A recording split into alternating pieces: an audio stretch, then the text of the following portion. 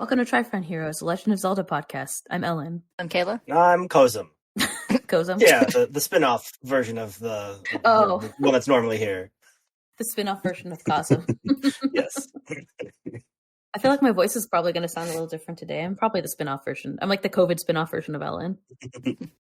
I think Kozum is like the Star Trek Mirrorverse version of Oh, I was going to say you're like the Kingdom Hearts evil version. and has a mustache. What's the deal with isn't it in Kingdom Hearts where they have all their names are like backwards and they have like X's in them or whatever? Yeah, that's the nobodies. Yeah. So you could be like Cox.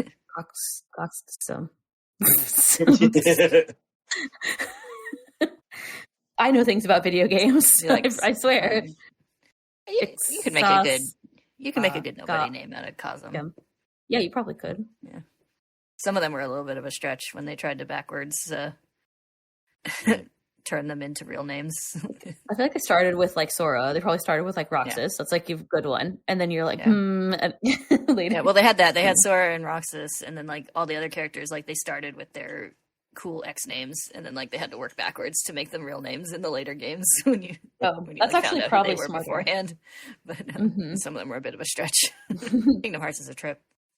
Actually, Hyrule Warriors, I haven't played Kingdom Hearts, but Hyrule Warriors reminded me of Kingdom Hearts in that there's like kind of like you're in like different worlds, and then there's like kind of like reused and new characters and stuff like that. So it actually is kind of a parallel to this game, to this episode that we're talking about. Anyway, today we're talking about spin-offs. Not as many belts and chains, though. No, not as many chains. There's a lot of capes though. Like a lot of the like new the characters that are specific to the first Hyrule Warriors game have like fancy capes and stuff. Yeah. Way more fan service. It's the game that brought fan service to I know, I was playing it, I was like, this is weirdly horny for Zelda. Like there's always a little bit of that, but it was like over the top. The question is it weirdly horny for like Dynasty Warriors? Like it's probably toned down. I haven't played Dynasty Warriors, but I'm guessing that based on what I saw of the game, it's probably toned down. Weirdly horny. I feel like Zelda's not that weirdly horny, is it? I'm just thinking back to all the games that we played. There's definitely some characters here and there. Yeah. The fairies. In Ocarina of Time and Breath of the Wild. Especially Breath of the Wild. Yeah. But yes. Oh yeah. That yes. They are still in their like bodysuits or whatever in Ocarina of Time, so they're just a lot more pixelated, so it's like harder to tell, you know. Anyway, today we're talking about spin-offs. I think I wanted to clarify the spin-offs that we're not talking about are any of the CDI games or like any of the weird consoles. None of those. Yeah, there's like a Game and Watch Zelda, and then there's like this. Watch. I don't know. Do you know anything about it? I didn't. I don't. It's Zelda, but it's a watch. I saw a Game and Watch. I saw a Game and Watch while we were traveling, and we went to the tech museum, and there was a Game and Watch there, and I was like, "Whoa, wild!" I think it was for like Donkey Kong. And I was like, I heard about this once, and then I was like, then I had reflected and was like, are Game Boys that from my childhood old enough to be in a museum with like forges from like, you know, like medieval times or whatever? And then I was like, no, I don't know. I don't know how I feel about this. So, but I was happy to see them. There was like Apple II computers and stuff. I was like, this is great. Nice. Very nice. I enjoyed it. Yeah, we're not talking about those. We're not talking about, apparently Link appears in Soul Calibur. We're not talking about that.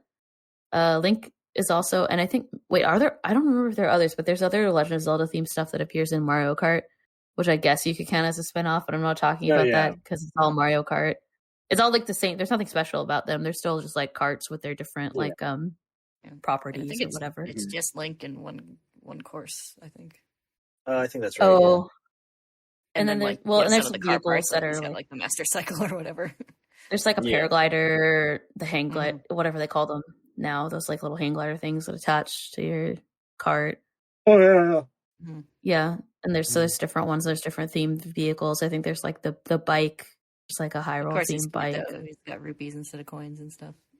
It is. It makes the Zelda noises when you.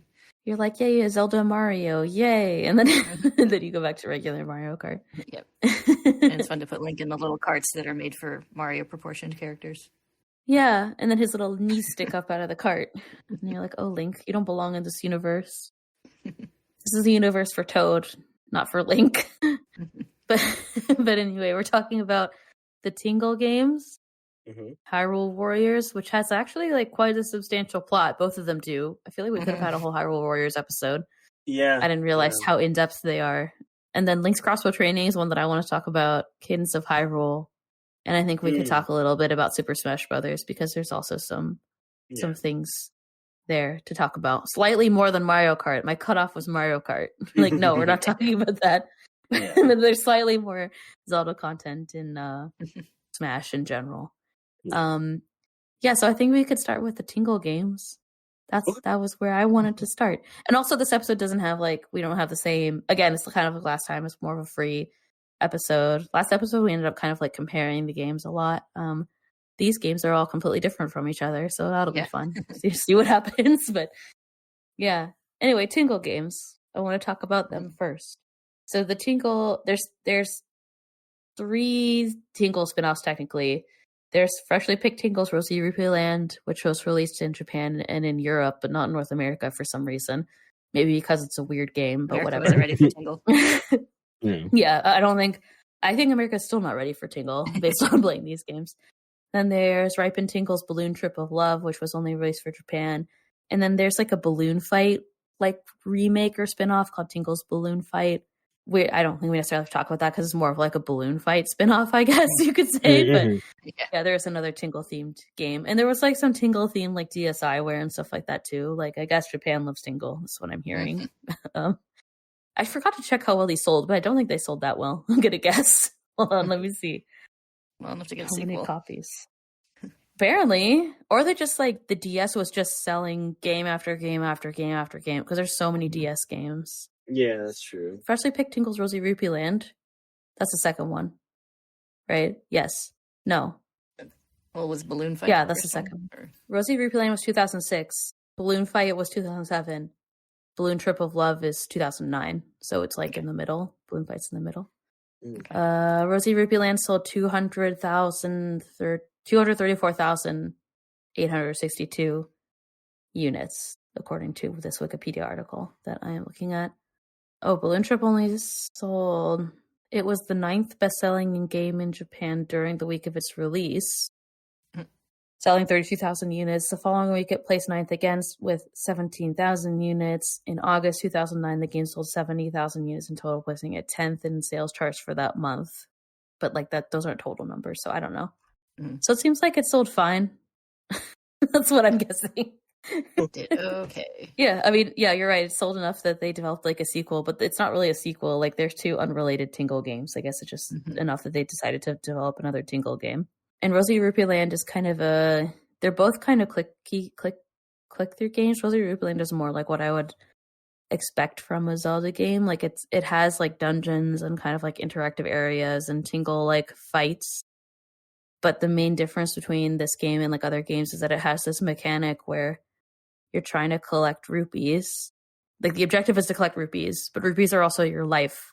So like you kind of have to, the whole game is kind of about like gambling money to do things, like trying to figure out how much money it's going to cost you to spend to do stuff. At least that's like the scathing criticism of capitalism. The end is hilarious. I don't know if you want me to. I guess maybe I should warn up front that all this will have like a spoiler discussion for all these games, I guess. But if you care, but at the end it's really funny. There's 2 different endings. If you 100% the game, Tingle, so you fight the final boss is like, so you. I'm explaining this for Cosmo's benefit because I know that he didn't play it. But basically, the premise of the game is you're an old man. Not old, you're like the 35-year-old man, you get converted to like Tingle or whatever, and then there's this like magical pond near your house where there's this guy named Uncle Rupee, and he's like, if you bring me enough rupees I'll take you to Rupee Land or whatever. And that's kind of the premise. But it turns out that he's actually he becomes like more and more greedy the more rupees you give him, and he becomes like the final boss.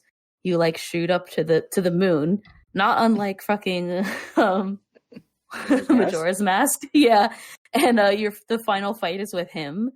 I should send you a video because it's hilarious. But you basically have like you kind of just shoot rupees at him, and that's like your attack for the fight.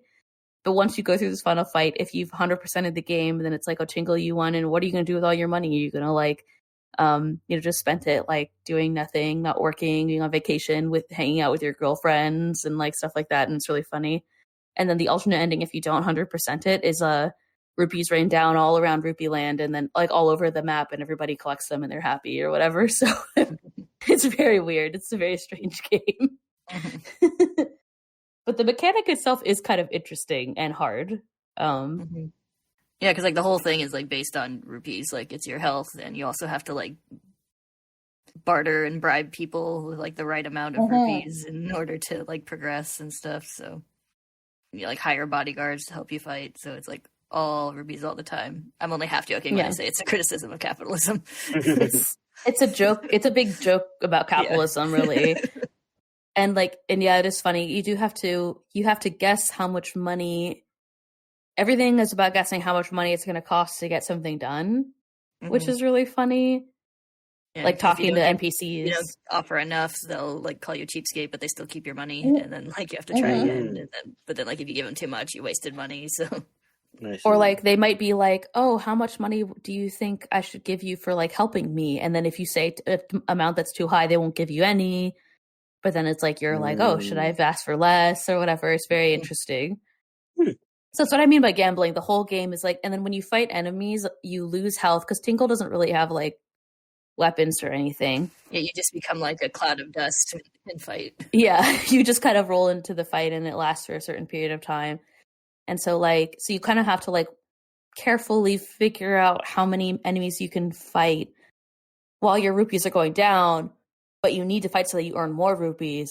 So it's very like, yeah, it's this whole game of balancing out how much effort and then kind of like this weird like role-playing element of like trying to figure out how to bribe people the right way. It's very weird. And it makes it a kind of a challenging game. And then Kayla and I were talking about also before we started recording, there's like, I think only one place where you can save.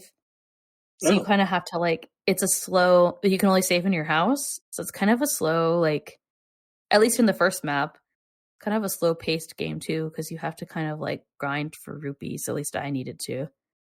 So it was a little weird. But yeah, and the graphics everything about it is super weird because it's like Tingle. Yeah, the style is really interesting visually. Yeah, their expressions are really funny. Like the characters' expressions are really weird and funny. When you're in like an animated scene giving an NPC character money, like Tingle gets like kind of like happier and happier as like the money goes up and stuff like that. Like their expressions change. It's very weird. Also like how like when you're offering someone something, he'll like sidle in to the screen like as it's determining if you pick the right amount.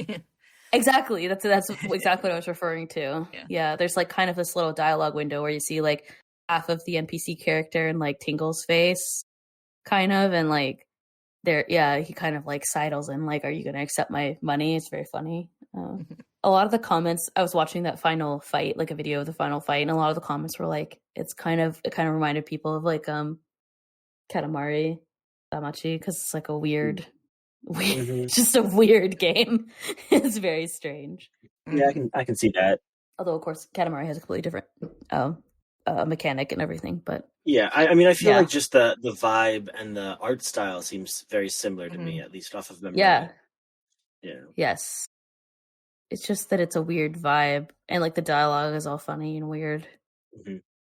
Balloon Trip of Love is also kind of funny and weird. Like it's so you also get turned into like, you get sucked into like this alternate world and you're turned into Tingle again, just like Rosy Rupee Land. But like the objective is, it's an RPG basically, and the objective is that you're being sent, your like farmer parents are sending you to like the palace for like a dance, and you're supposed to like dance with the princess. You're supposed to get to know like women or whatever, basically, to be and work towards success in your life. And it's kind of a Wizard of Oz parody. Like, you get these other characters that join your party, and the game mechanic itself is like, it's kind of like a click-through PC game. Like, everything is like, you have to interact with stuff on the screen. There's like little puzzles that you have to solve and stuff. There's not really like fights. You get like little clues to things, and then you kind of have to like solve puzzles on the screen. It's very much like old PC games from like the 90s, where you interact, you touch stuff on the screen. And you get these little like other characters that join your party. There's like a straw scarecrow and a tin, I think, woman robot, and there's like a cowardly lion kind of guy. And I forget, they kind of like have different strengths that help them solve puzzles and stuff, but it's also a very strange game. And when I played it, I just felt like it was like very slow, because it's like this, like you have to touch everything and you walk really slowly everywhere you go, and like it's a very long, weird game. Was the vibe that I got.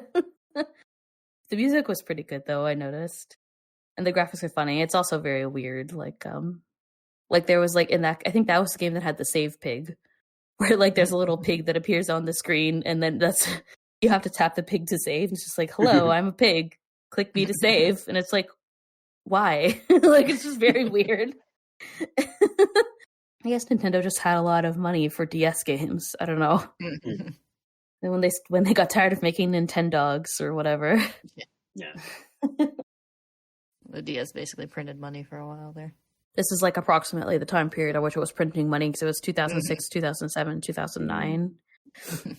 Yeah, I'm all for Nintendo embracing their weirder side. So. Yeah.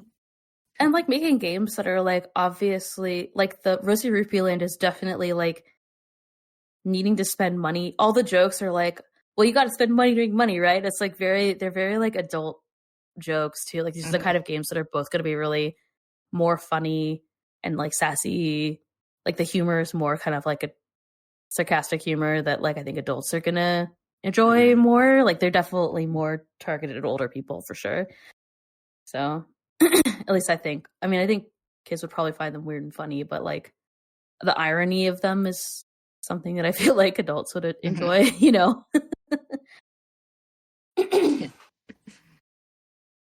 It's like kids are just like, haha, funny game. And adults are like, ain't that the truth, brother? Yes, I do feel like if I run out of money, I'll die, so. Yeah.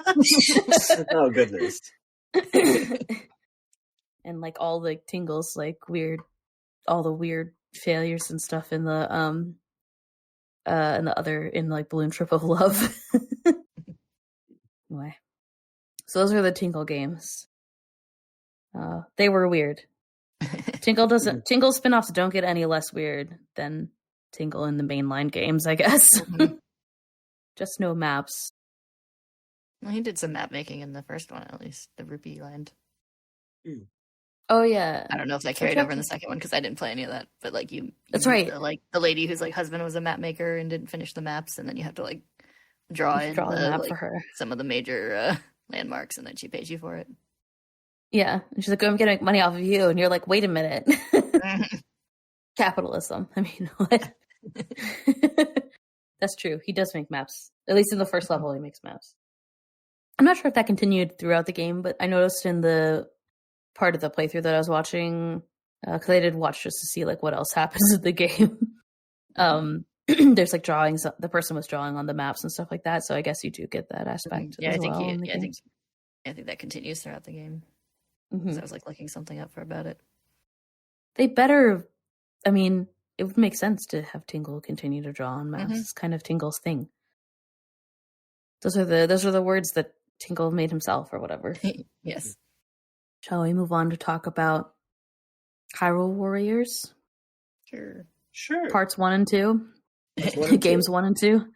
They're not the same in the same timeline at all, but yeah. Well, the first one's kind of in all the timelines, so it could be. Yes.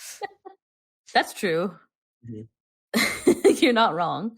I have seen people I have seen people say like Hyrule Warriors solves the Zelda timeline. By just being like, oh, you can they like hid stuff in different timelines, and so it's like, so there's like it's like they all crossed over in Hyrule Warriors, and that's why there's stuff from all the different timelines in Breath of the Wild and stuff. Like Hyrule Warriors isn't canon. I feel like Hyrule Warriors is like ambiguously canon. Like there's nothing about it that's like. I mean, I guess like there's like the other characters like. Sierra, I was thinking of Age of Calamity. No, Age of Calamity is definitely. I feel like that could easily be canon. Yeah. Hyrule Age of Calamity Warriors is like Nintendo's like own like story, right? Fix it fic for it's definitely like a for Nintendo's AU fanfic for Breath of the Wild for sure. But yeah, Hyrule Warriors. So Hyrule Warriors came out in 2014. Hyrule Warriors came out at an interesting time because it came out like in between Skyward Sword and Breath of the Wild. Skyward Sword came out in 2011, which feels like so long ago. Wow. And even though that was it's not that many games ago, but it was a long time ago. And then Hyrule Warriors came out in 2014. And then Breath of the Wild came out in 2017. So yeah, like, Link Between Worlds and Triforce Heroes came out around when Hyrule Warriors came out, but there wasn't like I guess Breath of the Wild was the mainline game for Wii U, technically. But it was like so late in the Wii U's life, it was like 2017. So it's like 3 years after Hyrule Warriors came out. It's kind of interesting. It's like almost a mainline console game, basically, because I guess I don't know. At least that's the way that I feel about it. Considering all the mainline games that were coming out were on the 3DS at that time. Yeah, it was kind of interesting. Only non-remake Zelda that was on the Wii U, except for Breath of the Wild, which nobody played Breath of the Wild on the Wii U. No. Maybe people who were...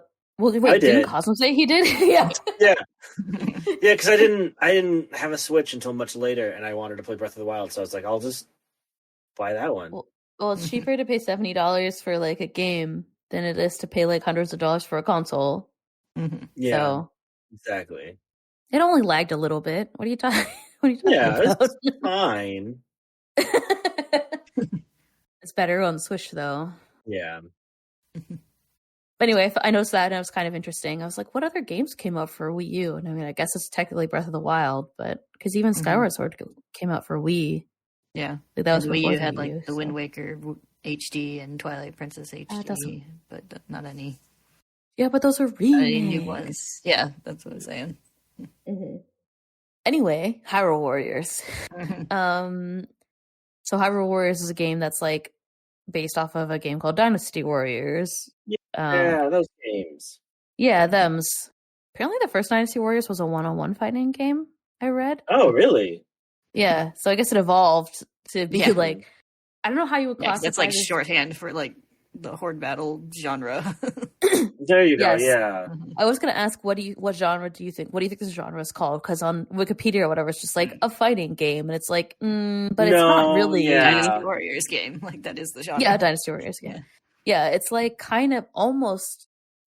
I feel like it's like almost a cross between like a fighting game and like a real time strategy game, and that you have like a map where you have places and you have like objectives and stuff, and you have to like go to different places and you're fighting a bunch of enemies at the same time, but then it doesn't have like the strategy element of like managing resources or whatever. You just have like your health or your character's health, and your at least in Age of Calamity you have different like equipment, I guess. Maybe you can manage that. I don't remember. I think you can manage I don't remember Age of Calamity, but in the first one you can manage your different heroes, because like you'd send out like three of them, and so you would tell them like, all right, I want my main guy to go over this way, you defend this point over here, you go capture this point, and I'm going to play this character and do this over here.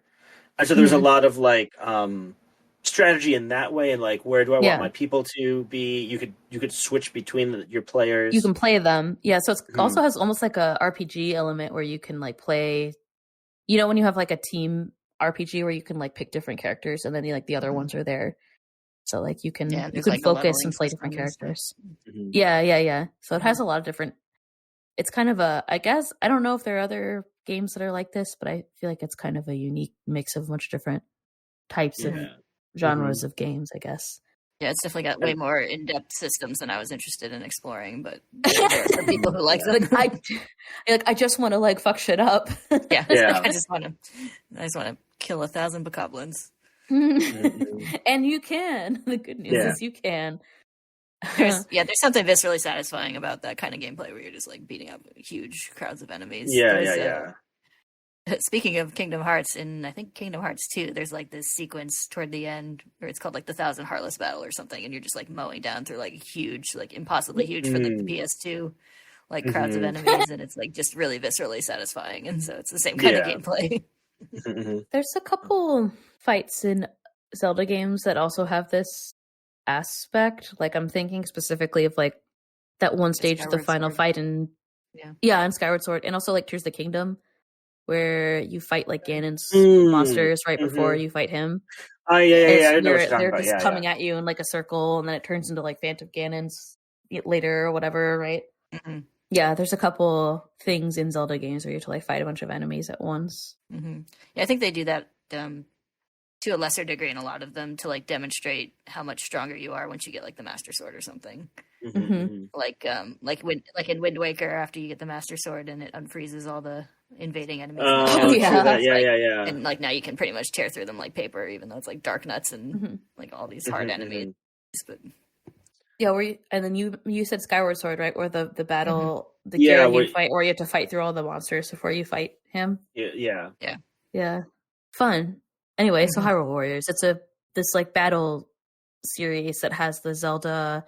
It uses like the Zelda characters.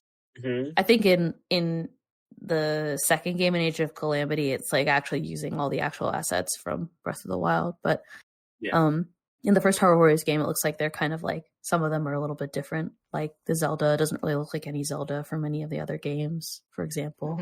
Yeah, it's like the main like Link and Zelda are sort of from their own like timeline, and then it like has characters from the other timelines, but they're all in sort of a pseudo-realistic modernized version style thing. So I think like the closest ones are probably the Skyward Sword and like Twilight Princess ones, like Midna and what's her name, the girl Agatha.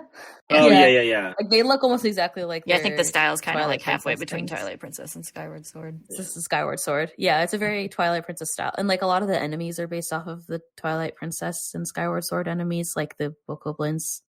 I think they look like, I guess, like Skyward Sword bokoblins. Yeah, they had like the Skyward Sword bokoblins, but they also had the what are they called in Twilight Princess? The green guys. Those orc guys? Another blend, but I can't remember. Yeah. They're called right now. But yeah, those guys. That's why it's mostly a mix of those like enemies. And there's like the pose and stuff. They're not like the Twilight Princess ones, like the ones with the capes, you know? Yeah, I think they're sort of their own thing, but they're sort of like halfway between like almost like the Ocarina of Time looking ones and then like the big guys from Twilight Princess. There's also those like the little skeletons that kind of look like Yoshi skeletons. You know what I'm talking about? Oh, yeah, from Ocarina of Time? From Ocarina of Time. Yeah. Those are there also in Hyrule Warriors, I think. Yeah, the Stalfos. But then they've got like the like four-armed Stalfos from Skyward Sword also. But yeah, it's interesting. And like the plot also involves specifically kind of like going through the different timelines with characters from different games where it takes place in their like worlds, basically. Like the plot is that like Ganon's soul was split up into 4 different worlds, right? 4 different timelines, and one is like the Skyward Sword one is the Twilight Princess one, and then the Ocarina of Time one. And there's characters from those 3 different games that are in the game, which is pretty cool. There's like Ruto, our favorite princess from from the Ocarina of Time days. Favorite obnoxious princess. And like Fi and Midna. And then even like the villains, like your humans aunt. Yes. Come back to later. And then there's also like original characters for this game, which is like Sia's like kind of the main villain, and then there's like Lana. Lana, and who's like Sia's other half, I guess. It's a complicated game. It actually has like a complicated plot. And then Linkle. Oh, yeah. And Linkle. Yeah, there's like DLC content, I guess, that included Linkle and Tetra. Was that DLC? Apparently. Yeah. It's included. It was like DLC for the original Wii U game, and then like they released a version of Hyrule Warriors for 3DS later that included all that extra content as part of the game. So I guess it depends on how you played it. It looks like they really they released it for Switch too. I played the Switch version, which was like it's like Ultimate or something. Yeah, that includes all the DLC content too. Yeah, it has some Link Between Worlds characters as well. Oh, that's cool. Ravio and Yuga are playable, it looks like. Toon Zelda, and then Marin, who's, from... what is she from? Ocarina of Time? No! Link's Awakening. Yeah. I was thinking Ocarina of Time, but that's not right. Yeah, that's Malon. Yeah. I always get Marin and Malon confused. Mm-hmm. Well, they're basically the same character. Hey. Yeah. I didn't get far enough to unlock Ravio. I would like to play as Ravio. That sounds funny. That would be fun. Does he? I guess he would just like have all his little like weapons. Is his little birdie attack? Oh, no, that's a good question. Oh yeah, and each of them had different weapons, right? So they had different play styles based on which weapon you chose. Mm-hmm. Yeah. Can you change weapons, or do they just like get one? In this one, like you would before the fight. Yeah, you would select when you select your character, you would choose which weapon you equip, and you'd have it for that round. But you could just switch the next round or something, I think that Age of Calamity is the same. Like you still have to choose the weapon before you fight, but that you have like you can pick up different weapons, I think, or you get access to different weapons. Yeah, there's some like bonus things, like you can pick up the like the different elemental rods if you defeat the Wizrobes on the field in Age of Calamity. Yeah, and then you can use them, I think, during the fight.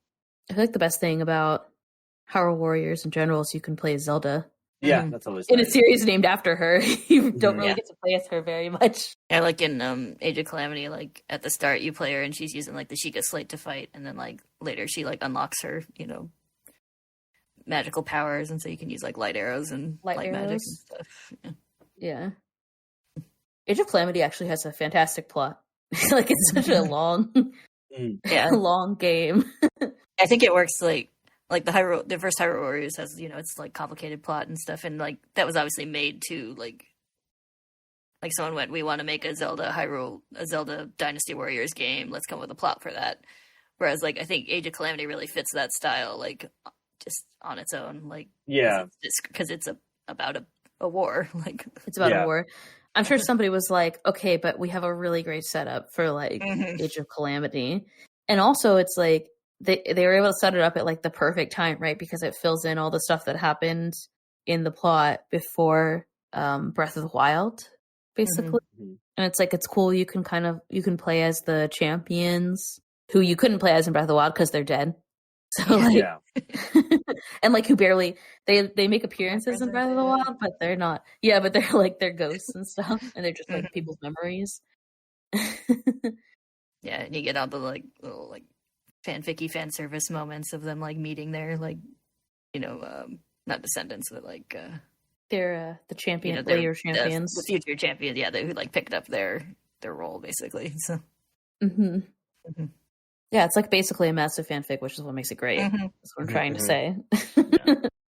It also has the tiny guardian, who's the greatest character, obviously. Terako. He makes cute noises. Yeah. He's basically R2-D2. Yeah. I think he's less rude than R2-D2. You say less rude?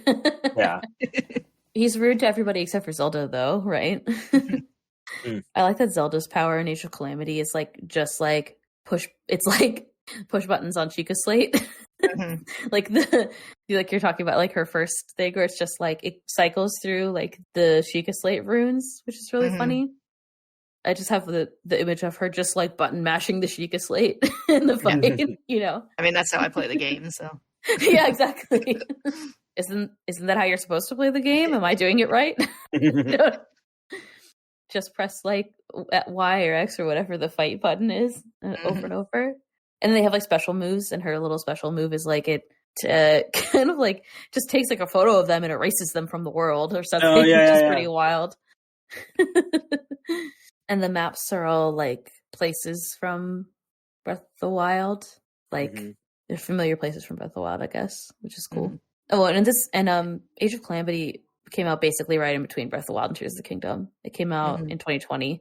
And Breath of the Wild was 2017. Tears of the Kingdom was 2023. So yeah, some people like accurately speculated that Tulin was going to be a more major character in Tears of the Kingdom because he's a little bit more of a major character in some of the like DLC for Age of Calamity. Oh, in Age of Calamity also, the music is in Hyrule Warriors, music is really interesting. In the first Hyrule Warriors, it's kind of like metal versions of like a heavy Zelda rock music. Yes, I think it's pretty fun.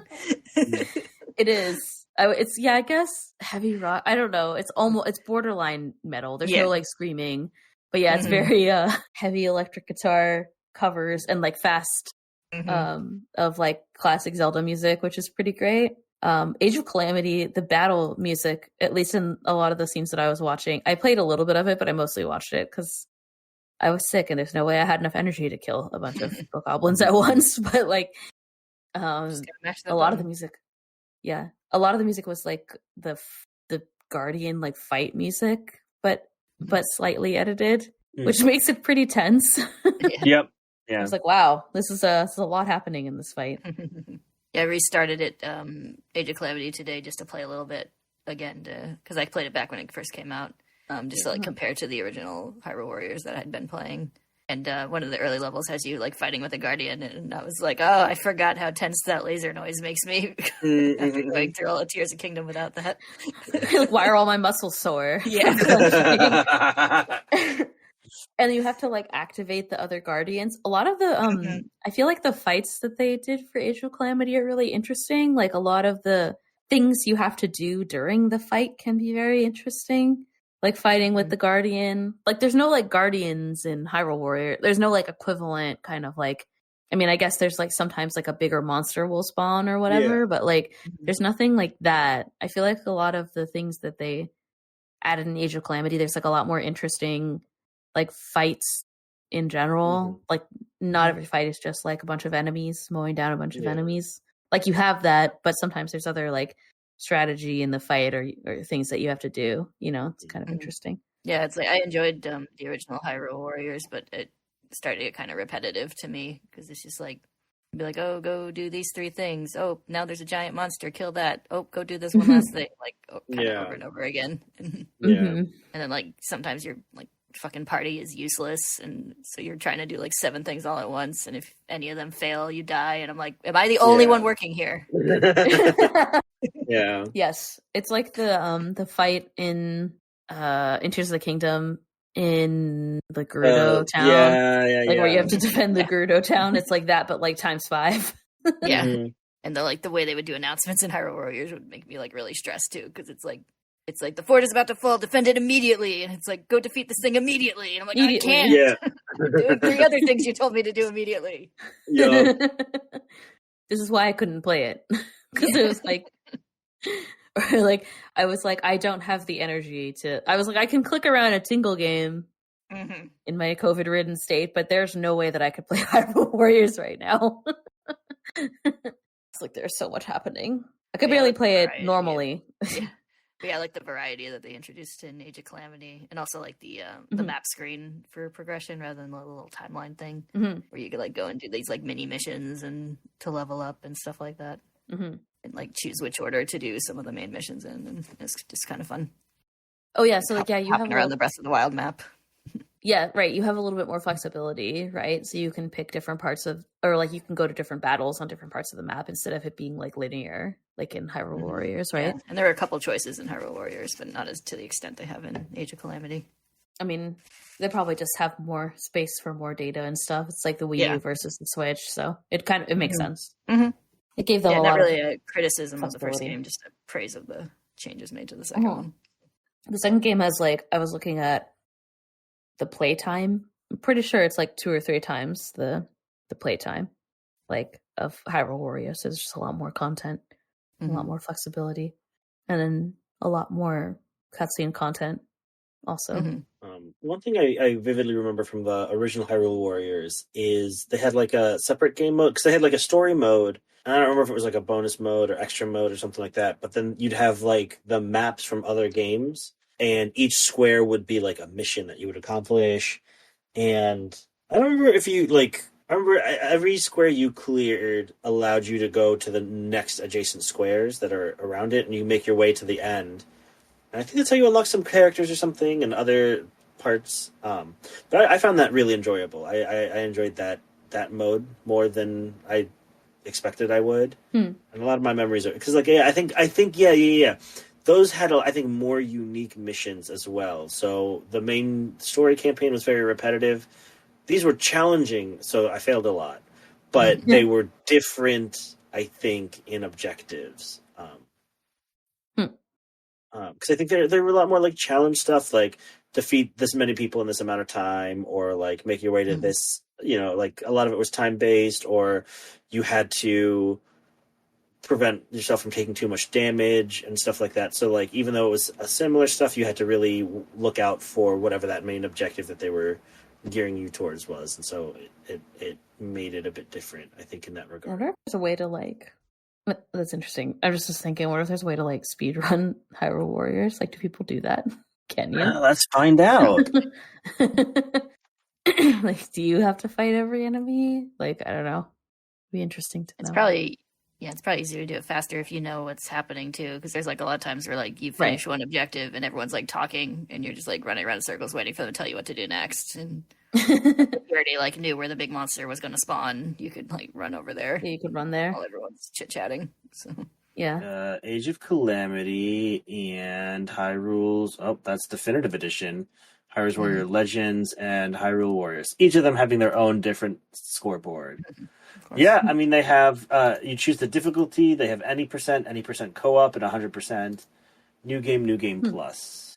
Those seem to be, then they have main story. Are you doing all the levels? Are you doing the adventure maps? Are you doing legend mode or segmented? But can you do it fast on any percent? Or is it like they just play through it really fast? You know what I'm saying? I mean, it seems like they get, I mean, they don't have a like no major glitch sort of thing going on, so so maybe they do just play it fast. Yeah, I feel like it'd probably be a skill-based speedrun.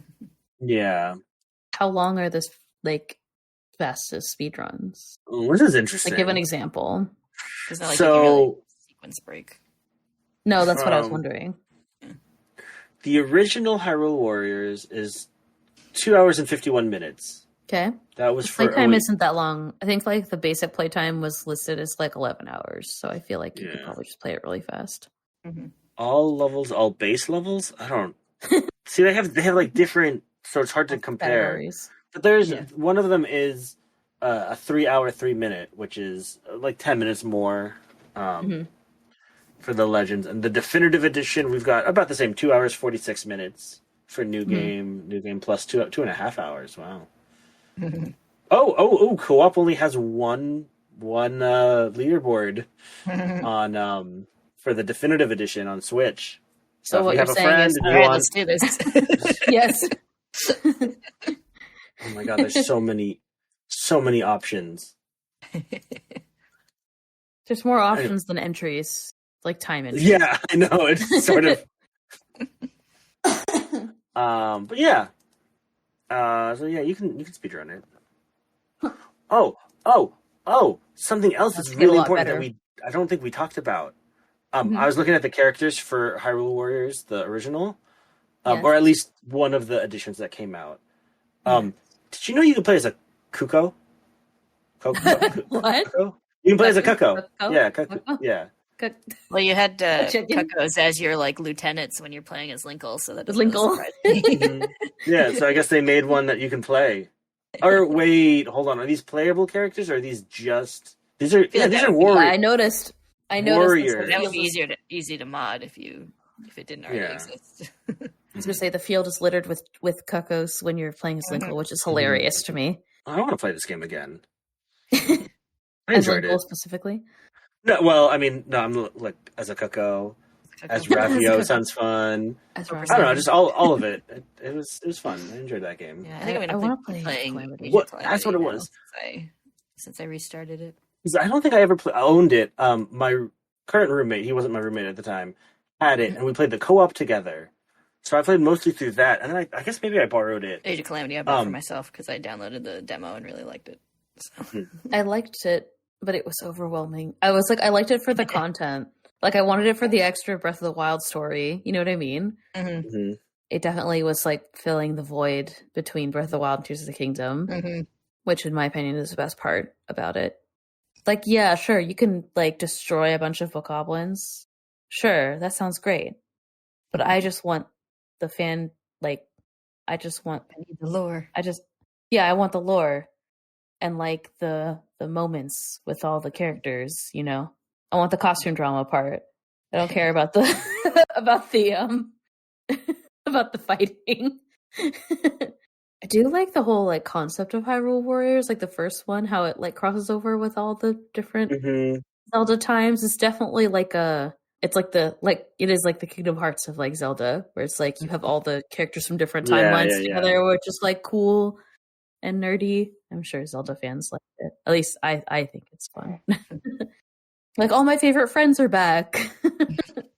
I thought I was never going to see them again. Yeah, definitely want to download some of those rock remixes of the Zelda soundtrack.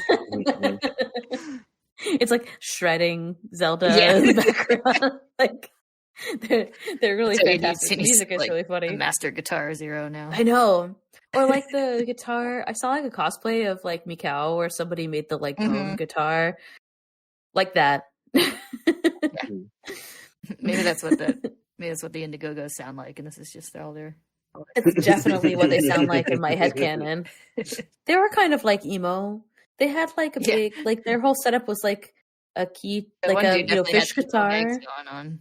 Yeah, exactly. That's what I'm saying. And they had like a keyboard, type thing. What were all their instruments? It was like a keyboard thing, and, like, a drummer, and guitar, and singer. Yeah. They're like Sex Bomb. Yeah.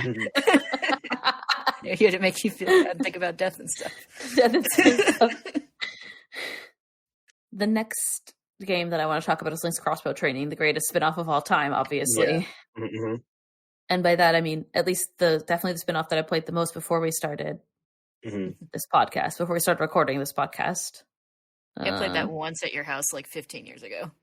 Yeah. Same. You don't remember it intimately from playing it that one time? I do, though. It was really fun. I enjoyed it a lot. It's fun. It's not really a special game. I guess to clarify what this game... So first of all, this is a game that was sold... There was a Wii accessory that turned your Wii remotes into like a gun shape that you could hold up. And this game is a shooting game. It's kind of like Duck Hunt or any of those like target shooting games. Well, because it used the VR, or not the VR, the like uses the reticle for the Wii. Yeah, the motion bar or control. Whatever. So it's kind of like the kind of like those. What is it, like House of the Dead? Yeah, yeah. It's like any of those, any shooting arcade game, any shooting themed game where it basically like there's no plot. It's you just like shoot things in the level and that's how you get points. Basically, it's a shooting game. It's like an arcade shooting game. And yeah, basically like it's a bunch of, there's different levels. I watched a playthrough of this, which is hilarious. I love that on YouTube. I can just go any game name playthrough and someone has recorded it, which is fantastic. It's really great for research, but I just I played it a lot, but I watched a playthrough just to remind myself what the game was like. But yeah, there's like a lot of it is like target shooting and it reuses levels from Twilight Princess. So all the like components and enemies and everything in the game are from Twilight Princess. So you'll be like in Ordon Village and then a bunch of targets will pop up and then you shoot them and that's how you get points. And there's like hidden stuff in the levels that like you shoot that and it gives you extra points or whatever. Huh? I hate when that happens. You're in your village and targets show up. Yeah, they just pop up out of nowhere.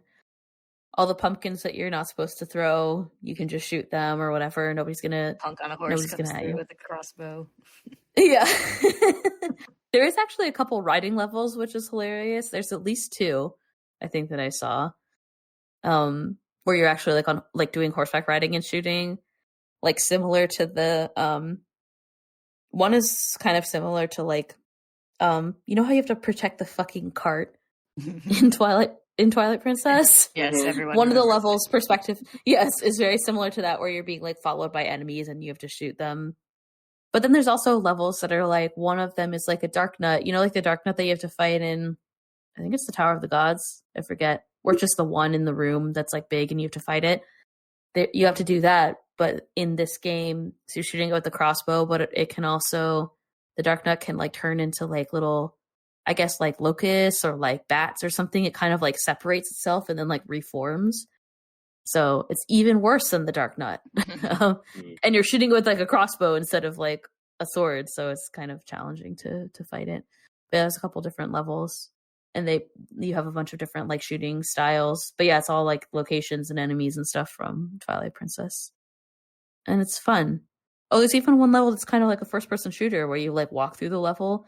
It's similar. I think it's actually the same place as, you know, when you have to go into Arbiter's Grounds, and there's like all the like bokoblins or whatever are guarding it. Mm-hmm. It's the exact same place. So it's like the same shootout from entering Arbiter's Grounds. Cool. From the desert. But you're shooting them with like a crossbow instead of like whatever other weapons you had. Okay, I stopped and Googled it. They were bokoblins in Twilight. Those things. Yeah, they're not bokoblins. Yeah, it's like, what the heck are they called? But those things. Yeah. The green things. The green ones. Mm-hmm. I'm like, they're all like goblin type things. Yeah, they're all kind of the same. Yeah. Basic goblin enemy. Yeah. Yes, yeah. So anyway, it's those. So there's like a whole shootout level, which is basically the same exact level. And it's like the same, like you have to go to the left. It's like the same layout where you go to the left and then you go around. There's like, they're up on towers and they can shoot you and you have to shoot them before they shoot you and stuff like that. And I was like, wow, I forgot. Having like recovered memories of both Twilight Princess and playing this game. It was kind of funny for me playing Twilight Princess because I had played like crossbow training more than I had played Twilight Princess. So there were some like levels where I would go in and be like, this feels like weirdly familiar. I have this like weird deja vu. Yeah. And it was from playing Link's crossbow training, not from playing Twilight Princess before, which is really funny. And I think the music is also like similar, or at least the same, like reused from Twilight Princess, because there's some like Western music. There's like a kind of Western style like shootout in in the Kakariko Village, or like not Kakariko Village, the other village, you know, the one that's like abandoned. The hidden village. The hidden village where Impa is. There's like a shootout there. You have the Western shootout, and then you have the cat meetup. Mm-hmm. Exactly. So yeah, like a lot of the like, I guess what's funny about this game is like they repeated some of the things from Twilight Princess. Like some of the battles from Twilight Princess are also included, or like they're very similar, at least in Link's crossbow training. Mm-hmm. But it's kind of funny how much content there is in this game that was like a freebie that came with the accessory for the Wii. So anyway, I have fond memories of playing Link's crossbow training, which is why I wanted to talk about it for this episode of the podcast. Yeah. And the Wii is fun. I feel like this is maybe probably one of the more like unique spinoff games where like it's using the motion controls and everything and like a peripheral, so that's kind of interesting. But yeah, similar to a lot of like arcade and like those light gun games like Duck Hunt, for example, that you could play on your TV, home TV. I don't remember what other games you could even use the Wii Zapper for, but I think there was a zombie survival game that they made. That was the big one at the time, I think. I feel like they were selling it for like a Metroid. Yeah. I think for a Metroid game too, yeah. Zapper Legs will probably use it for a few games because it's just the Wiimote stuffed into a piece of plastic. Yeah. You could use it for any game. I mean, you could use it for like Mario Party if you wanted to. Yeah. It says third-party titles designed to support the Wii Zapper included Resident Evil, The Umbrella Chronicles, Ghost Squad, Medal of Honor, Heroes 2, House of the Dead. That's probably what you're talking about, right, Cosmo? Yeah. Call of Duty. They made a Call of Duty game for Wii. That's funny. Quantum of Solace. Yeah, all that makes sense. Yeah, it's like the sound right. Yeah. It's funny, there's a House of the Dead game. I didn't even know that when I made the reference. Yeah. Anyway, there's not much else to say. It's a shooting game, and it was a peripheral game, but it was fun, and it's Zelda themed. Yeah. And specifically, I played it a lot in terms of personal connection to these games. The next one I want to talk about is Cadence of Hyrule. Did you guys play this? I watched someone play a little bit of it. Yeah, it's interesting. Yeah, I definitely give it a shot. I did the Necro Dancer a long time ago. But... Crypt of the Necro Dancer. Necro Dancer. Necro Wafer Dancer. It depends on which Necco. Necco Wafer Dancer. Cadence of Hyrule is cute. It's also like kind of like how Hyrule Warriors had like metal versions of the Zelda songs. This has like remastered 8-bit versions of the Zelda songs. So it has kind of also cute music. And all the music has this like disco beat because it has a specific rhythm, like it has a specific timing that you're supposed to match. So like I don't know what the whole plot of the game is actually. I looked at some of the playthrough, but basically you play as like Link and Zelda and you're trying to do whatever. But as the player, I think what makes the game interesting is the main mechanic when you're fighting enemies is that you have to do it with certain timing that follows the rhythm of the music. And you have there's this little bar at the bottom screen that also shows you the rhythm. And when you're in like fighting mode, there's this, they call it like a dance floor, but like these squares appear on the ground that show you like where you can move to and jump to and stuff. And like sometimes you have to be in like specific position to fight enemies. Like it's very similar to those like top down like Zelda games, like some of the older NES and Game Boy games, except that it has this like timing element that you have to follow, which is cute. Yeah, I don't know. It seemed like a cute game. I watched a bit of a playthrough. I did buy it. Yeah. It's on my Switch. But RPG rhythm game type thing. I was like, how? And then I watched it and I was like, oh, I see. I understand how.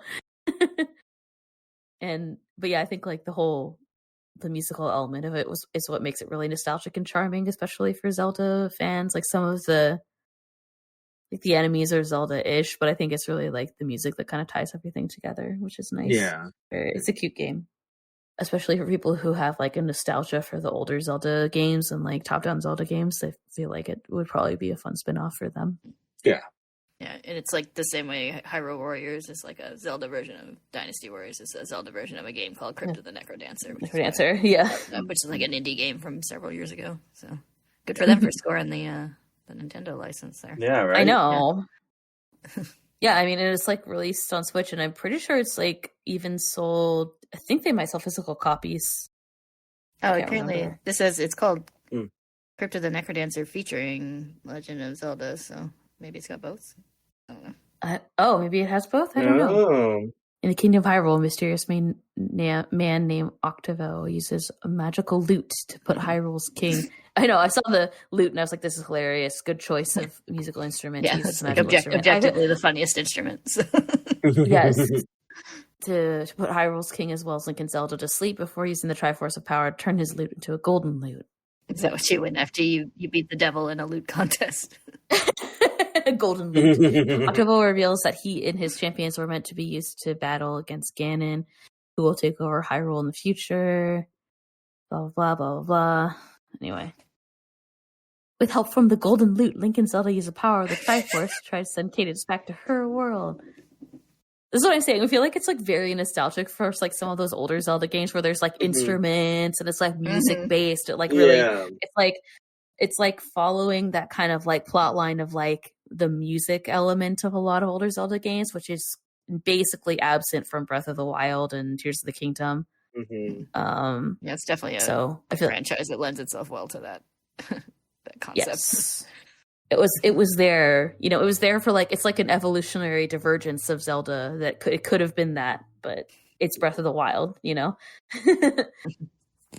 like, but it's like, it's good. It's funny because it also, I mean, I feel like one reason why, or like what's interesting about all these different spinoffs is like the series has a lot of things in it that lend itself to all those things. Like, yeah, it could be a Cadence of Hyrule, or it could be a Dynasty Warriors. Like, is it a fighting game? is it a music game? Like, is it a first-person shooter? Is it a weird click-through like RPG? I feel like Tingle is like a whole other thing, though. That's like a whole separate. But I'm waiting for typing of the Zelda myself. There must be.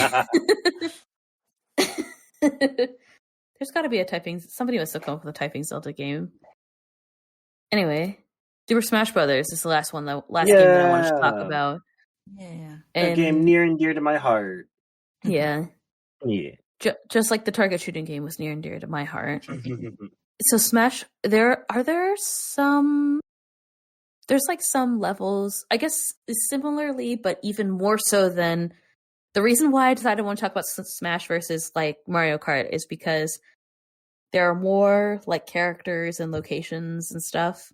And then one of the things that I think is really interesting specifically about Smash is like there's a plot element from Zelda, which is implemented in Smash, which is like the Sheik and Zelda character in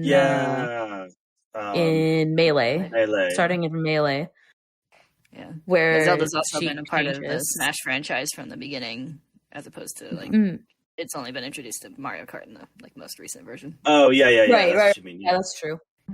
Yeah, I guess Link was always a character. I found a list. Zelda's a franchise, not Zelda's a character. Yeah. Well, Zelda's a character has been in almost all of them. Yeah, she wasn't the first one, I don't think, but no. Yep. According to this helpful chart from Wikipedia, Link has been in all of them. And then in Super Smash Bros. Melee, it was Ganondorf, Link, Sheik and Zelda, and like Toon Link were added for Melee. Yeah, Young Link. Young Link. Yeah, Toon Link was in Brawl. Mm-hmm. Apparently in Ultimate, Toon Link and Young Link are there. Mm-hmm. Yes. Because everybody's here. And then, I don't even remember for Wii U which of the Zelda's Links were there. I don't remember that game at all. That's every game sad. Well, apparently it's the same game for 3DS and Wii U. Yeah. Which is sort of mind-blowing. They're very similar. They're similar. It's really weird to me that they like were able to release a bunch of Wii U games for 3DS, like Dynasty Warrior or like Hyrule Warriors. Yeah. Because in my mind, I'm like, how can they be similar in size and power? But apparently they are. So I don't know. Yeah, they were like, I played not a lot, but a decent amount of the 3DS one. I didn't play too much of the Wii U one. And it's like, it's a little more like stylized. Like it's sort of got this sort of flat style to it compared to the like 3D, the like full 3D version on the Wii U. So I like how it looks, but and maybe got like some slightly different like stages and stuff. Cool. I mean, I would say when it comes to Smash, I mostly played the N64 version and Super Smash Bros. Melee. It's like the first two. I'm not super familiar with the later games.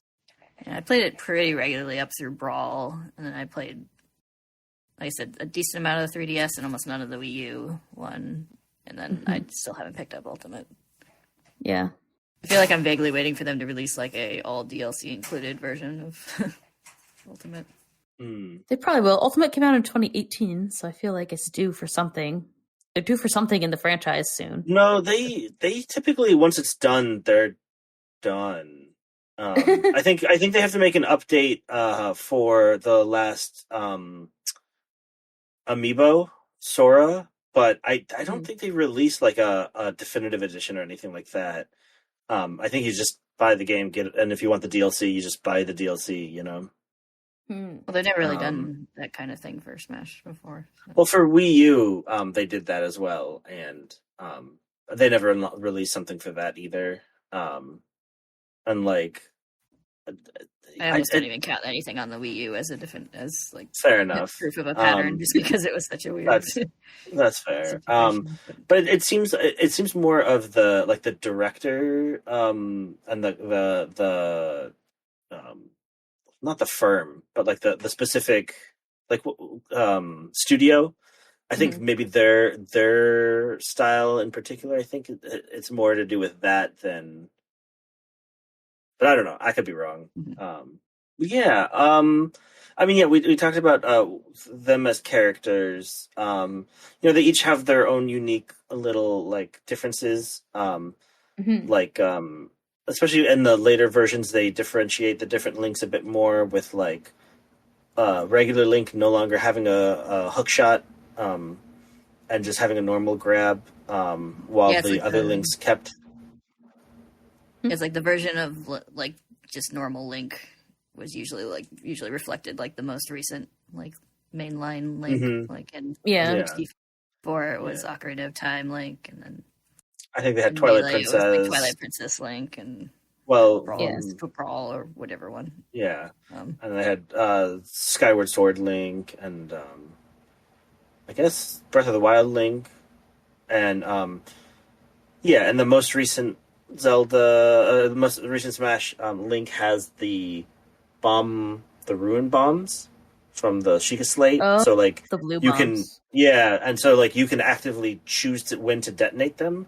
Unlike the other bombs and in previous games, it would just sort of be if you threw it at someone or they just blow up after a certain amount of time. So that so they definitely like Link has had the most changes through the series as they like update it to match sort of more recent Link's appearances and games and stuff like that, while the other ones generally stay a bit more the same. Does Zelda still turn into Sheik? Or I think in the most recent one they've separated them. I'm looking because it seems like they're separate. Yeah. Because Zelda... I think they separated them for the 3DS because the 3DS couldn't handle multiple characters at the same time, so it wouldn't be able to have Zelda and Sheik loaded at the same time. So they were separated for that, and they kept it that way. Because they Pokemon Trainer, they also changed to just Charizard for that one, because again, you couldn't have the multiple characters. But then they returned Pokemon Trainer for the most recent one, so now you can choose between the three of them. Yeah. Like several other Zelda characters, Sheik's design is updated, blah, blah, blah. Sheik doesn't have a light arrow, has her own unique final smash known as Sheik Dance, apparently.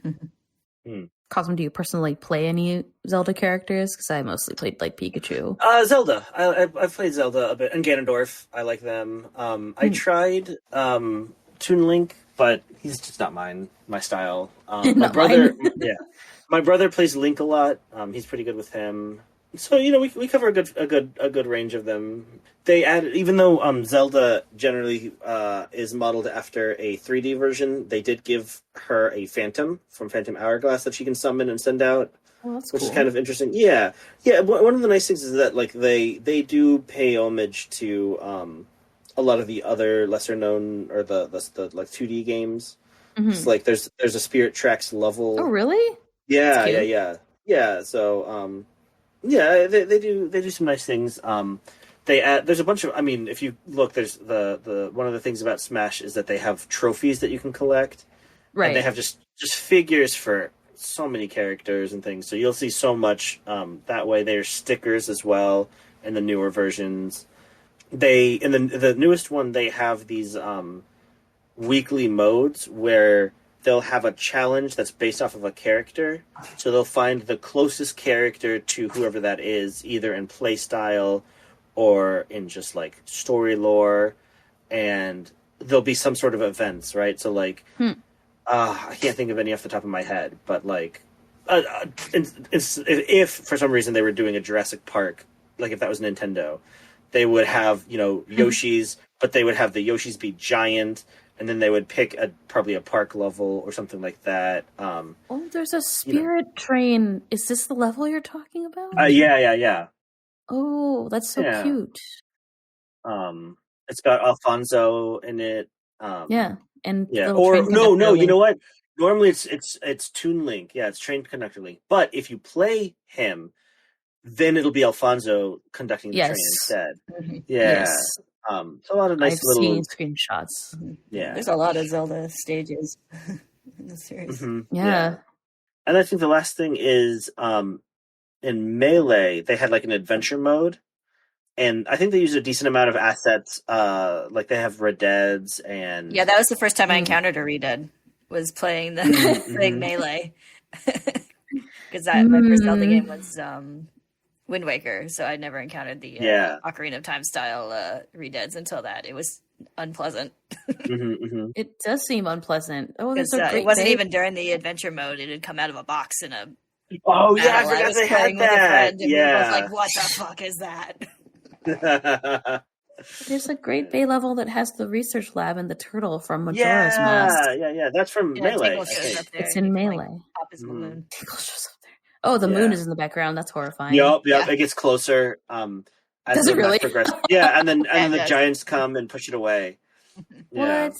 Yeah. Oh, the giants come? That's funny. Yeah. Wow. I didn't realize that was the level. Based off of that bridge in Twilight Princess and the bridge of Elven. Hold on, and the middle section will collapse partway through the fight, and then the big guy on the pig will charge through it every now and then. The big guy on the pig.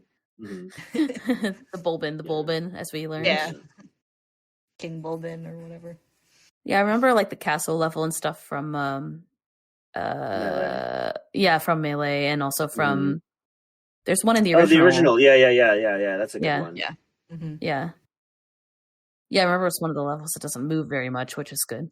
Yeah, when I was a kid playing Smash 64, I had a friend who was really into Zelda, and I was really into Pokemon, and so he would always play Link, and I would always play Pikachu. Nice. That's fun. It's that's my childhood memory of that game. Mostly played Pikachu because he's a good character. Yeah, he's got the best down B with that thunder. Down B, thunder. It's pretty convenient, especially if you're not very good. Control, yeah. Yes. There's in the single player mode where there would be fight 25 Yoshis at once or whatever. You can just kind of park yourself in the middle and wait for them to pile on you, and then just use thunder and down B. Out.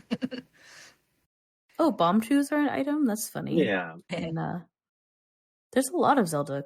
Yeah. Mm-hmm. There's the beetle, I think, from Twilight. No, that's Skyward Sword, isn't it?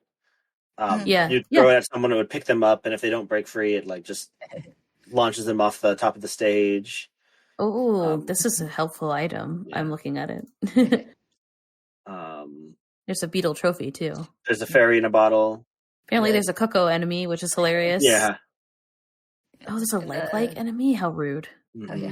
And the God, there's a like trophy. It's horrible. The trophies in Melee were my first introduction to Animal Crossing as a series, because they had some Animal Crossing trophies before it came out, before they translated it and released it in the West. So that's gross. Neat. It's horrible. Look at it. I remember there's a KK slider trophy, and it's still called it TOTK because they hadn't translated his name yet. So I remember reading about that, and I was like, "This game sounds interesting." And then so when Animal Crossing actually came out, I bought it on the GameCube version. Yeah. Not a lot of people had the GameCube version. It was pretty obscure back then. Now everybody in the world has Animal Crossing, as everyone should. There's a trophy with all the 4 giants also, and they're also creepy. Yeah. Why is everything from that game creepy? Because it's Majora's Mask. Oh, the bunny hood. Oh yeah, that was an early item in Smash. It's from Melee. Seems. Makes you zip around. Does it make you fast? Yep. It's like the bunny hood from Majora's Mask. It's really easy to run yourself right off the stage with the bunny hood on. Oh yeah. You go really fast, you jump really high. That's what makes it great. I don't know what you're talking about. Especially if you're playing an already pretty speedy character like Pikachu. I'm speaking from experience. And then part of the fun of Super Smash Brothers is just the chaos, basically. In one of them, there was these special battles, so you could just have things be set permanently. So I think you could put yourself as you always have a bunny hood, and speed is doubled. So the game goes at twice the speed. Yeah, there's some wild stuff like that. Smash Bros. Is always pretty customizable, even at the beginning. You could turn on and off different items and set times and standards and stuff. Because me and my friend who would always do Link and Pikachu. We would set the items so the only items that spawned were the lightsabers and the Pokeballs. Because nobody wants a God mode hammer, you know. That's no fun. I want to fight. Sorry, beam swords.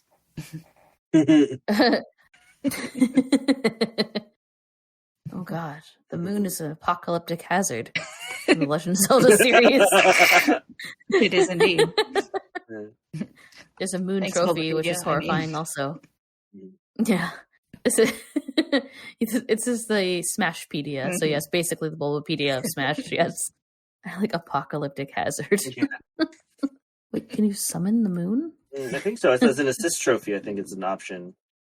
Yeah, it says one of the most powerful assist trophies in the game. It comes in from the background of the stage and covers a great portion of it. It makes a very powerful impact and deals repeated damage to fighters. It hits before eventually exploding. The moon can't be summoned in Termina Great Bay because it's already in the background. I love Smash Brothers' dedication to internal consistency. Right. Explode everything. Anyway, do we have any final conclusions about spinoffs? Do you have like a favorite spinoff? Keep doing what you're doing, Nintendo. Yeah. just keep making weird Tingle games, please. I don't know if I have like a favorite, but I did really appreciate the amount of like kind of basically like content, like Breath of the Wild extra content that exists in Hyrule Warriors Age of Calamity. Like that's my personal, I don't know, like favorite spinoff, I guess. Of the like straight up Zelda spinoffs. Because I mean, obviously, like, got a lot of nostalgic affection for the Smash Brothers series, but that's everything spinoff. every Nintendo game spinoff, yeah, and non-Nintendo game. It's also a Sonic spinoff and a Metal Gear Solid spinoff. I forgot there's Sonics. Aren't there like Final Fantasy characters also? I think Cloud is in there now. I don't know even know. And Sora's in there now from Kingdom Hearts. It's a Kingdom Hearts spinoff. Sephiroth is in there. Banjo-Kazooie. Yeah. Oh yeah. Just every good character from every video game. Like, how about we put it in Smash? Yeah. It is nice that like Smash is a game where they'll like bring in more obscure characters and stuff. Like, it's probably nice for people who are fans of those series. Oh yeah. Like, if you're a fan of Spirit Tracks, like it's cool. There's a Spirit Train level, or like I don't know, like Ice Climbers. Like, didn't that game not get translated or whatever? I can't remember. Like, there's stuff like that, or like all the like Ness or whatever, like the kid from Mother games. Yeah, like especially in like, was it Melee? They added the one from Mother 3, which has still never been translated. It's Lucas, right? Yeah, it's lots of deep cuts in Smash Bros. And like stages or like move references and stuff. I like watching videos where people like break down like the character's moveset and like this is a reference to like this game and this franchise and when this character does this thing. Yeah, it's definitely like, I don't know. It's just it's charming that there's a franchise that's like dedicated to like everybody's little favorite things from their other games, you know? Yeah, it's definitely just like a love letter to like Nintendo as a whole games and other games. Yeah. Cosmo, do you have a favorite spinoff?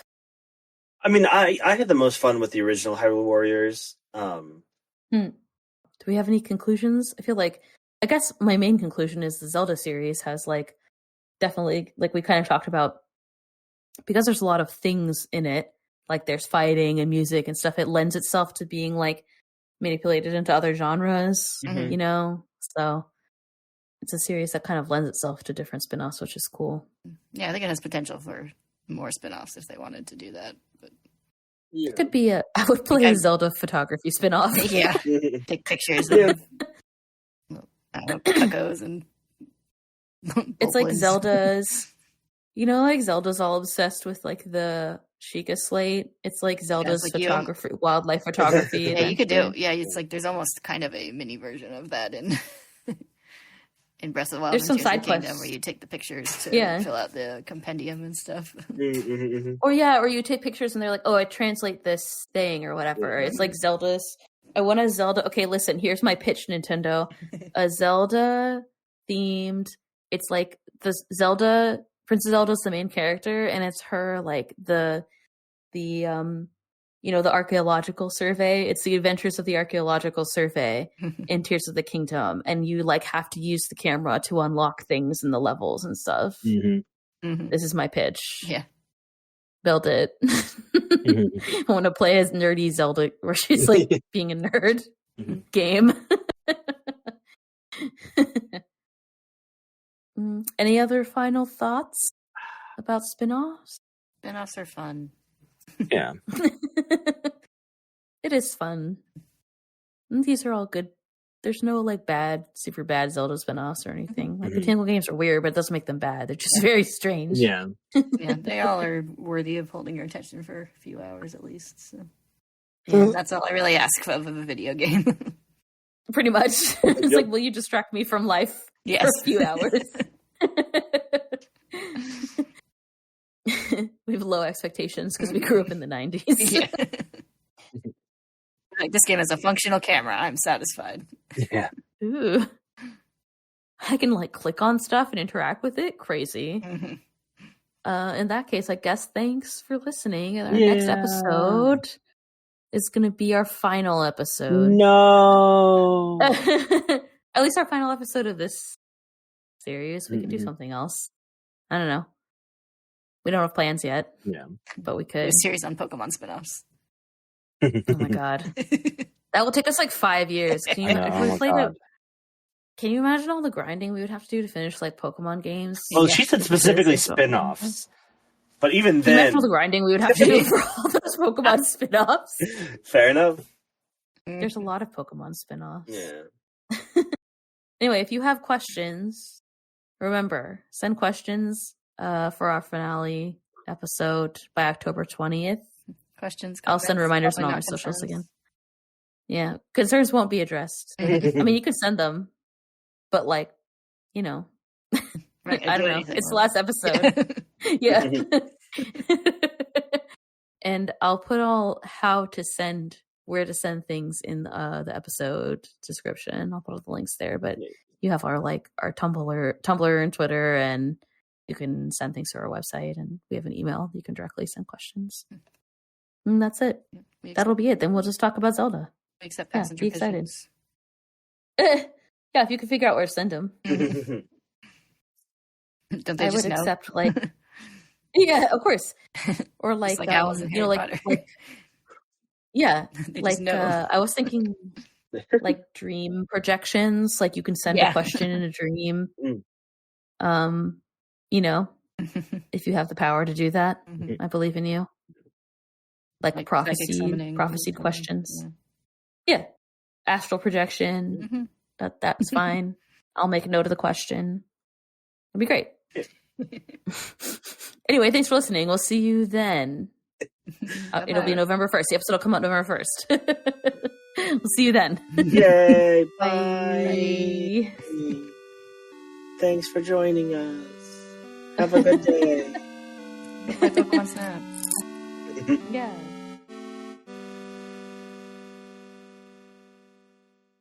Those are always fun, but they take so many quarters. Yeah. You'd be like $2 to play those games. You're like, I want to shoot the gun. You're like, I don't have enough coins left to shoot the gun. For some reason, what I remember most about those games is the typing versions of those games that I played in elementary school. Typing of the Dead. What? Yeah. Yeah. To teach you how to type, it would basically be that game, but instead you had to type the words that they put out, or the were they words or letter combinations? The typing of the dead. Yeah, typing of the dead. Yeah. Yeah. Wow. I don't feel like children should learn with stress. I mean, they had versions of that in arcades too, with keyboards that are strapped to the. No way, really? Arcade cabinet. Yeah. It says it's an arcade funny. game. Yeah. Typing of the Dead is a modification of Sega's light gun arcade game House of the Dead 2, where the gun is replaced by a computer keyboard. The player takes the role of a secret agent in a zombie-infested Venice and must quickly type letters to kill fast-advancing enemies. Wow, this game, just looking at the screen makes me stressed. Yeah, the arcade cabinets just had straight up computer keyboards strapped to the front of them. It's I found a photo. Steam. Yeah, you can buy it on Steam. Typing of the Dead was regarded overall by critics as an enjoyable game, receiving favorable reviews. That's great. PC World was so impressed with the game's premise that they listed it as a runner-up in top 10 worst games. They don't know what they're talking about. Subpar voice acting.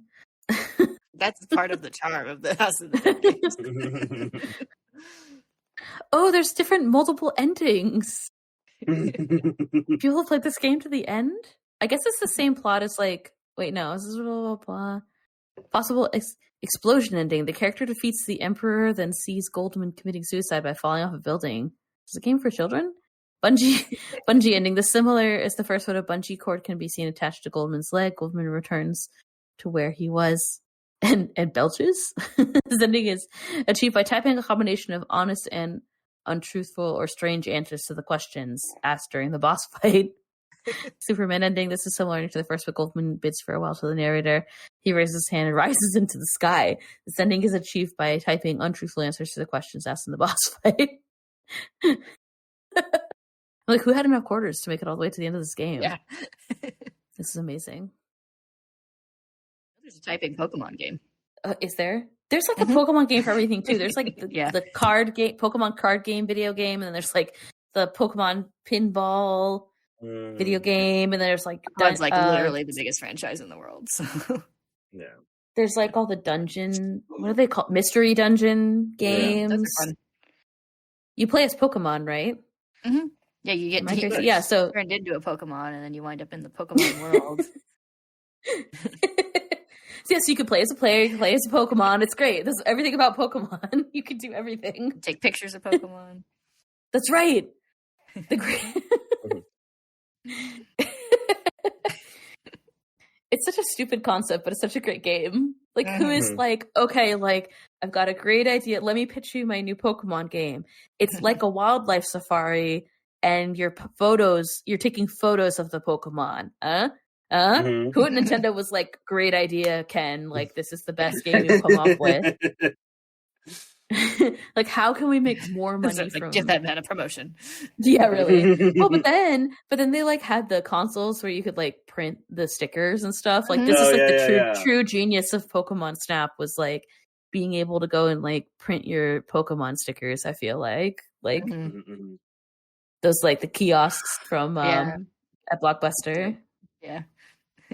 And also I feel like that was also when the cameras were just like more like exotic. Like, kids didn't have their own cameras. Like, it'd be weird. It was rare, I think, to have your own camera as a kid. Yeah, that's true. Now everybody has big like, on the camera thing for a while because there's like the Game Boy camera with the printer, right? Which is also cool. What a weird thing. Nintendo makes some weird stuff. Like, they also had that like remember printing out my my like Elite Four like diploma or whatever on that little printer way back in the day. And it prints. Doesn't it print on like a little like receipt paper? Like it's like heat, like heat printed because it's only black and white, right? Nintendo also had that Game Boy that you could like attach to like a sewing machine. There's like the Game Boy sewing machine, and it'll like embroider stuff. I think. Yeah, you didn't know? No, that's really you could, like, crazy. Program patterns and. Yeah. They're very rare. There's not a lot of them, but yeah, here, I found, I found a link for you for later. And yeah, like, I think it embroiders stuff that you design with the Game Boy, doesn't it? I feel like. That's what it looks like, you could, like, make your own little patterns and then hook it up there. Yeah, it's pretty wild. Listen. So Nintendo does some things. They did some things with the Game Boy. And like in the N64 times, you know? Oh my god, there's more than one model. This person posted on Reddit finally got all 3 models of the Game Boy powered sewing machines. Wow. That's dedication to collecting. Because they're not cheap, as far as I remember. Working ones are not cheap. Cosmo, do you have a favorite spin-off? I mean, I had the most fun with the original Hyrule Warriors. Yeah. But if we're just talking pure spin-offs, I've gotten back into, well, I played it once and now can't stop thinking about it, but have no one to play with. Pokemon Puzzle League. I I didn't mean spinoffs in general. I meant Zelda spinoffs, but I am intrigued by your love of Pokemon Puzzle League. It was Hyrule Warriors. Hyrule Warriors. Yeah, the first one. Mm-hmm. The first Pokemon Puzzle League is really good though. Yes. Yeah. I played a lot of that. Mm-hmm. I think Pokemon Snap's probably one of my favorite spinoffs. Yeah, it's really that's true. Yeah. I love that they I played a lot of Pokemon Snap. Really good. Which one? It's so cute. Pokemon Snap. There's a Switch version of Pokemon Snap, which is really good. Yeah. Recommendation for you, Ellen. There's a game called Penko Park. You can get it on Steam. It's a Pokemon Snap type game, but it's like not in the Pokemon realm, but Penko Park. But I had a lot of fun with it. It's like you go around little levels and are in a little buggy exploring and in take pictures. Abandoned wildlife park. It's like a slightly creepier version of Pokemon Snap, but it scratches that same itch. But they're cute little ghosts. Oh, look at them. Mm-hmm. Oh, it is basically Pokemon Snap. Mm-hmm. Yeah, I was like, I want this to be a full-on genre because I want to play more of this. Like photography games. Yeah. Yeah, wildlife photography games. Oh, where you try to get special photos and find secret paths and stuff. Like, neat. This does look like a game that I would really enjoy. Oh, these are really cute. Ghost Butter collection. It's by Ghost Butter. That's hilarious. What a good name. Ooh. Oh, this looks. Also, this is a game that's my pace, unlike Hyrule Warriors. Yeah.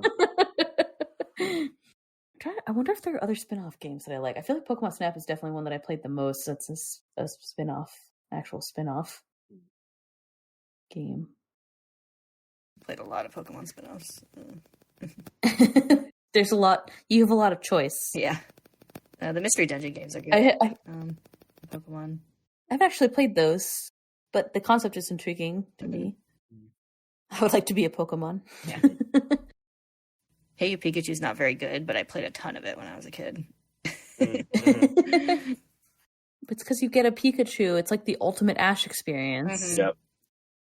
It's also like weirdly cryptic too. So it's like all this stuff where you're like, what do I need to do to get this mysterious item in this level, and what does it mean? And like I would progress and not know why I was progressing, and then try to progress another way. So it was like fascinating in that like playground rumor early video game kind of way, where I'm just like what does this game hold? Like secrets. It's just like the Tingle games where there's like. The other thing about the Tingle games that I don't think we really talked about this, but there are like actual consequences. Like if you don't like bribe the person right, you just like don't get their thing. Like there's permanent, I feel like, or things seem to have like permanent effects in the game, like there's wrong things you can do, which is kind of funny. Like there's actual consequences, unlike some other games. They're like Sex Bomb. Yeah. Here to make you feel bad, think about death and stuff. Is that girl a boy? Anyway.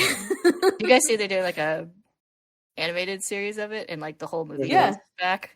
I knew they were doing a series, but I didn't realize like the entire movie cast was coming back. All of them. Oh, I didn't know that either, yeah. Almost all of them came back. Mm-hmm. Nice. Is it like coming out sometime soon? Pretty soon, I think before the end of the year. It's like a Netflix thing. Did you see there's a new FLCL that's coming out right now? Oh, yeah. I was like, what is this? Is it just the same? No, it's not just the same. It's like a new animated version of FLCL, but like some of the voices are also the same. I'm so confused. Mm-hmm. It's the new one. Oh, it's called Scott Pilgrim Takes Off. November 17th. There we go. It's happening. It's like, that's almost now. This episode comes out in like 2 days, so it's almost now. 2 more days from now. It's slightly more almost now for anyone listening than it is for us. Yeah, exactly. Exciting. Wait, when is this episode coming out? October 1st, which is like 3 days from now.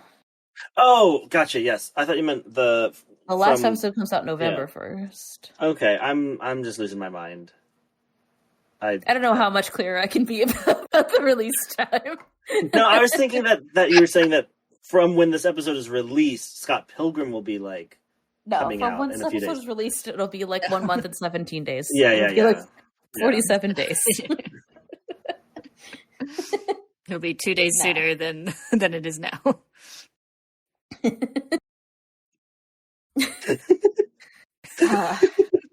We're struggling with time over here.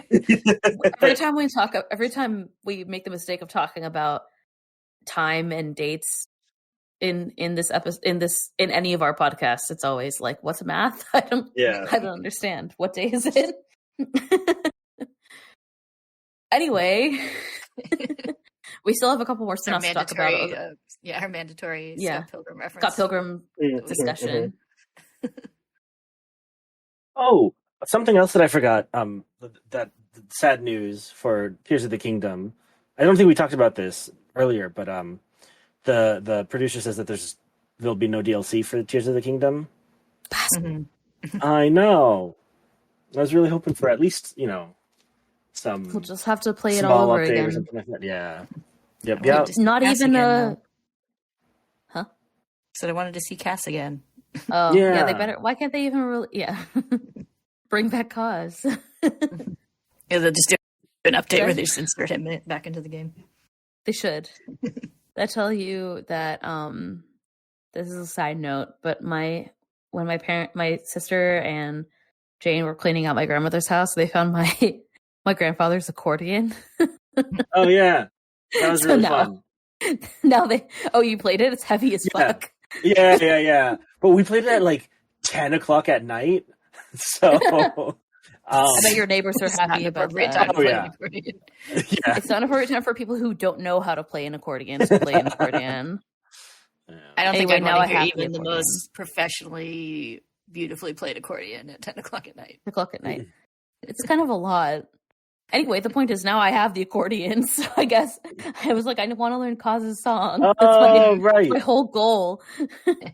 But I don't know how to play an accordion at all. I don't really know how to play piano, so anyway, it'll be great. It'll be great, is what I'm trying to say. They're not even going to add a motorcycle like in Breath of the Wild. Yeah. Champion's bike. I can't remember what they call it. I honestly don't remember. The Master Cycle Zero. Why 0? I don't know. But what are we going to call it? It sounds cool. With a K. Yeah. Yeah, exactly. It's like 0 with an X.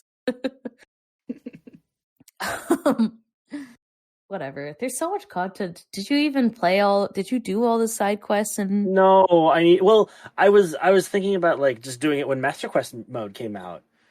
But you just want the game to be even harder. I understand.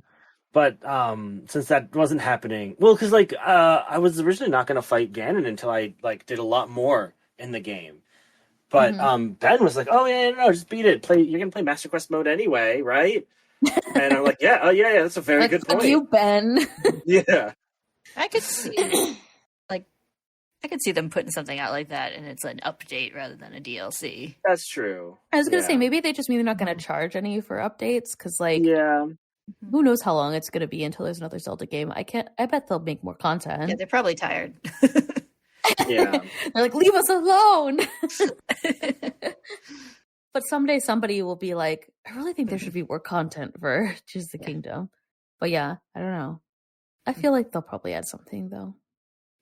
I wouldn't be surprised if they do some kind of like free update thing, but yeah,